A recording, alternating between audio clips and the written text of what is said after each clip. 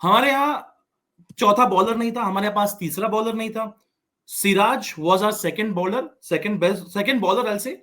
लेकिन क्या वही प्रिपरेशंस में काफी हम लोग पीछे थे in terms of at least bowling, क्योंकि हम लोगों ने, मुझे नहीं लगता हम लोगों ने जो प्लेयर को पहले बैक किया गया था, एक कंसिस्टेंसी नहीं दिखी थ्रू आउट। आपने मोहम्मद सिराज को कंटिन्यूअसली खिलाते रहे, और जब उनको रेस्ट नहीं दिया गया, उनको ड्रॉप किया गया। थ्रू आउट आपने बुमराह को भी खिलाया गया। और जब हम पहला मैच खेलते हैं, हमारे पास हर्षित राणा थे, हमारे चौथे बॉलर नीतीश कुमार रेड्डी थे, who turned out to be a very good batter. Planning में, एटलीस्ट बॉलिंग में कहां मेजर, क्या ये हमारी सबसे बड़ी गड़बड़ थी? क्योंकि बैटर्स तो आई से कि खराब प्रदर्शन was is a different thing, वो उनके हाथ में था। I am going back to the planning, जहां पे शायद बैकग्राउंड स्टाफ जो है वो शायद काम कर सकता था। क्योंकि आपने टॉपिक उठाया, मैं जस्ट इसको एक वन बाय वन करके टैकल करना चाहूंगा, तो अलाउ मी 5 मिनट्स। अब इंडिया के, हम दोनों टीम्स के बॉलर्स को कंपेयर करते हैं। इंडिया के नंबर 1 बॉलर थे Bumrah in terms of workload. उन्होंने इस सीरीज में 151 ओवर्स डाले, 151.2। एंड कमिंस ने इस सीरीज में, ऑस्ट्रेलिया के नंबर 1 वर्कलोड बॉलर थे कमिंस, जिन्होंने 167 ओवर्स डाले, जो 16 ओवर बुमराह से ज्यादा है। बट वो इसलिए भी है क्योंकि कमिंस ने एक इनिंग्स एक्स्ट्रा बॉलिंग कराई इस इनिंग्स में, जब बुमराह नहीं थे। इस मैच तक आते आते बुमराह और कमिंस के बीच में वर्कलोड का बहुत खास डिफरेंस नहीं था, सिर्फ 5 ओवर का डिफरेंस था जो बुमराह ने ज्यादा डाली। वर्कलोड का डिफरेंस क्रिएट वहां हुआ जहां 2 महीने पहले कमिंस आराम कर रहे थे कि भाई ये सीरीज है, ये सीरीज मेरे लिए इंपॉर्टेंट है, जहां इंडिया को लगा कि बुमराह को होम में बांग्लादेश के खिलाफ खिलाना जरूरी है, वहां उन्होंने 2 टेस्ट में 50 ओवर डाले। किसी भी एंगल से ये नहीं बोल सकते कि आपने बुमराह का वर्कलोड मैनेज किया है। प्रॉब्लम इस सीरीज की नहीं है। इस सीरीज में हमको लगता है कि इंडिया ने बुमराह को ओवरबॉल किया, बट आप नंबर्स देखोगे तो कमिंस ने भी उतनी ही बॉलिंग करी। ठीक है, फेयर इनफ, दोनों के पेस में डिफरेंस है, मे बी फिटनेस में भी डिफरेंस है, जो भी है, बट ऐसा नहीं है कि इस सीरीज में बुमराह को एक्स्ट्रा रगड़ा। अब हम सेकंड बॉलर की बात करें। सेकंड बॉलर ऑस्ट्रेलिया के रहे मिचेल स्टार्क, जिन्होंने 153.2 ओवर्स डाले। इंडिया के रहे मोहम्मद सिराज, 157.1 ओवर्स डाले, 4 ओवर का डिफरेंस है। बट दोनों के नंबर्स भी कहीं तक काफी हद तक सेम है। स्टार्क ने 18 विकेट्स लिए 28 के एवरेज पे, सिराज ने 20 विकेट्स लिए 31 के एवरेज पे। बट दोनों में डिफरेंस कहां बहुत बड़ा क्रिएट हुआ कि स्टार्क ने फर्स्ट इनिंग्स में बहुत तगड़ा परफॉर्म किया एंड सिराज ने सेकंड इनिंग्स में बहुत तगड़ा परफॉर्म किया।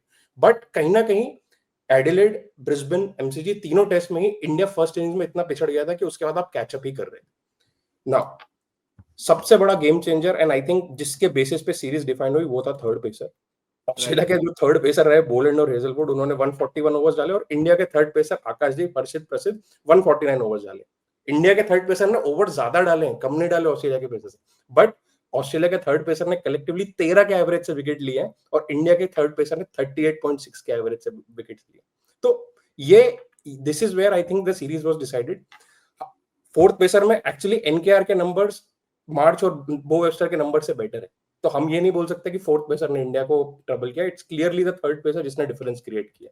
स्पिनर्स में भी लायन ने 20 ओवर ज्यादा बॉलिंग करी है इंडियन के स्पिनर से, बट वो इसलिए भी क्योंकि पिछले टेस्ट में ऑस्ट्रेलिया ने लास्ट इनिंग्स में बॉलिंग करी, जिसका फर्क है। अगर इंडिया एमसीजी में फोर्थ बॉलिंग करता है तो I am pretty sure Jadeja और सुंदर ज्यादा बॉलिंग करा, तो नंबर्स में भी कोई खास डिफरेंस नहीं है दोनों के। सो बात वही आती है कि ये चीज सीरीज के पहले भी थोड़ी क्लियर थी कि भाई आपके पास थर्ड पेसर कौन है। आपके पास बुमराह, सिराज तो है, बट थर्ड पेसर कौन? एंड पूरी सीरीज इसको आइडेंटिफाई करने में ही चली गई। आपने हर्षित राणा से शुरू किया, जो आप जिसको आपने ए गेम्स में नहीं खिलाया, जो एकदम ही मतलब समझ के परे है। अगर वो इंजर्ड थे तो आप क्लियरली बोलोगे भाई वो तब फिट नहीं थे, और तब फिट नहीं थे तो देन उनके सिलेक्शन पे ही क्वेश्चन मार्क होना चाहिए इन द फर्स्ट प्लेस। उसके बाद आपने आकाशदीप को खिलाया।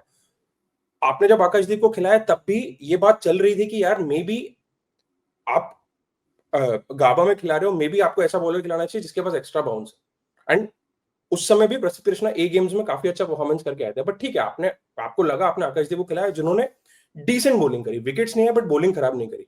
आखिरी टेस्ट में प्रसिद्ध कृष्णा को खिलाया।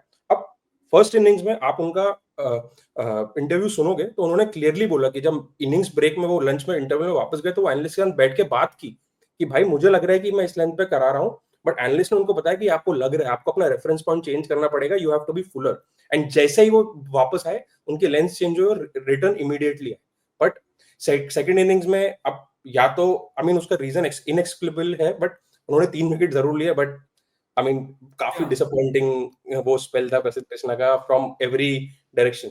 तो नेट नेट यही है कि मैं पहले भी बोल चुका हूँ कि ये सीरीज इंडिया स्किल पे ही ज्यादा हारी है रादर देन प्लानिंग।